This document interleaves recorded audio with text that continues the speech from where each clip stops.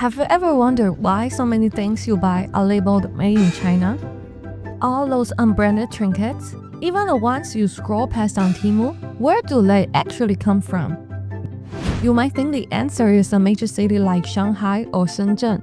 But no, the real center of global trade is an unlikely place, a city you've probably never heard of. It has no major ports or booming tech industry, just a scrappy spirit of business that somehow built a global empire. We often say China is the world's factory, but in reality, it's more like the world's supermarket. And the largest supermarket on the planet is called Yiwu. Yiwu isn't one giant factory line. It's a maze of more than 75,000 tiny shops, all packed under the same roof. To give you a sense of scale, if you spend just 1 minute to each stall, you need half a year to see them all. It feels less like shopping and more like a treasure hunt. You never know what will pop out of the next stall. Imagine this: a souvenir for an Africa tribe, a piece of jewelry that just went viral on TikTok, and a flag for a protest. They could all come from neighboring workshops in the same building in Yiwu. The craziest part is, the goods here are unbelievably cheap. For example, you can buy a Labubu doll for just $1. That also explains why you always see a full rack of cheap Labubus in a local corner shop. The authentic ones are hard to find and expensive, but in Yiwu, you can find a dancing light-up knockout version. Of course, they are all fakes. The authentic dolls are born on a tightly controlled assembly line. Design, licensing, factory production. Then they are packed into containers and shipped to brand's warehouse or store. It's a top-down, strictly ordered business model. But in Yiwu, the story is completely different. Imagine you are a foreign merchant, stepping into this endless market for the first time. You want to buy a batch of recently viral variant of the Labubu doll, the kinds you can't find anywhere else. You walk into a toy shop, and the owner smiles and says, "No problem, we'll make that in a few days." And she makes a few calls. Hello? One person handles the fabric, another the eyes, another the stitching and packaging.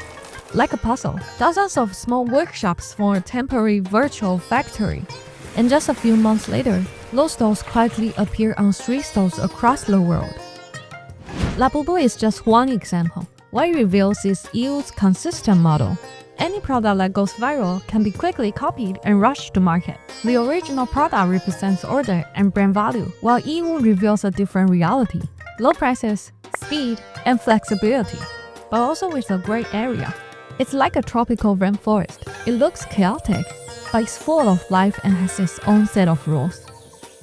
In the past, Yiwu's magic was in copy trends. Today, the market is moving toward original design and branding. But one thing remains unchanged: the speed at which new products can be pushed to market. So what makes that speed possible? It's not multinational corporations, and it's not the government. It's a group of unassuming individuals, the Yiwu Boss Ladies. Most of them are locals, armed with nothing more than a phone. They can mobilize more resources than a giant factory. They're like messenger birds in this business forest. One call, and the entire network comes alive. What's even more fascinating is how many of them spend their mornings studying foreign languages and their days striking deals.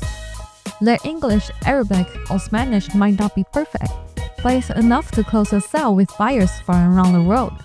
And today, some of them are even using AI technology to develop multi-language versions of their sales pitches on TikTok, linking orders from every corner of the globe.